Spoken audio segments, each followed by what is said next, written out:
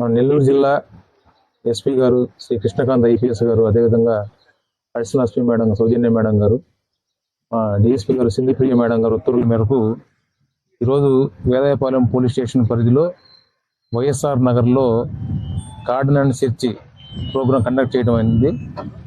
దీంట్లో ఈ వైఎస్ఆర్ నగర్లో ప్రతి ఇల్లు, ప్రతి వాహనాన్ని తనిఖీలు చేయడం జరిగింది. దీనిలో భాగంగా ఒక 21 టూ వీలర్స్ సరైన పత్రాలు లేకుండా ఉన్న ద్విచక్ర వాహనాలే 21 వాటిని గుర్తించి వాటిని మేము సీజ్ చేయడం అయింది. అదేవిధంగా ఒక 2 ఆటోలను కూడా పట్టుకున్నాము. వీటిలో సరైన పత్రాలు లేవు. వీటిని యజమానుల్ని వాటిని డాక్యుమెంట్స్ పొట్టించేయమని కోరాము. వాళ్ళు డాక్యుమెంట్స్ లేవని చెప్తున్నారు.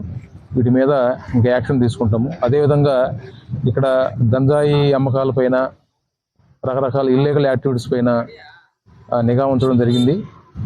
కొంతమంది వైఎస్ఆర్ నగర్లో ఉండి చిన్న చిన్న దొంగతనాలు పాల్పడుతున్నారని సమాచారం ఉంది. వాళ్ళని కూడా ప్రతి ఒక్కరిని తనిఖీ చేస్తున్నాము. వాళ్ళ ఆధార్ కార్డులన్నీ కూడా క్షుణ్ణంగా వెరిఫై చేస్తున్నాము.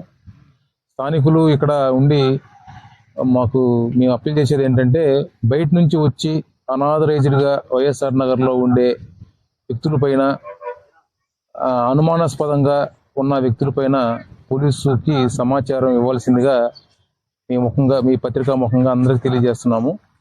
అటువంటి వ్యక్తులు సమాచారం ఇస్తే వాళ్ళు ఎందుకు వచ్చారు, ఎక్కడ ఉంటున్నారు, ఏ పని చేస్తారనేది వివరంగా వాడిని పరిశీలించి వాళ్ళపైన చట్టపరంగా యాక్షన్ తీసుకోబడుతుంది. వీళ్ళల్లో ఇక్కడ వైఎస్ఆర్ నగర్లో ఒక 5 రౌడీ షీటర్లు ఉన్నారు. చాలా వెహికల్స్ సరైన ధృవపత్రాలు లేవు. వాటిని ఐడెంటిఫై చేయడం అయింది. ఆ రౌడీ షీటర్స్కి కౌన్సిలింగ్ చేయడం అయింది. చట్టపరంగా ఎటువంటి ఇల్లీగల్ యాక్టివిటీ చేసినా కూడా చట్టపరంగా చర్యలు తీసుకుంటామని వాళ్ళు హెచ్చరించడం అయింది. అదేవిధంగా 2 ఆటోలు కూడా ఐడెంటిఫై చేశాము.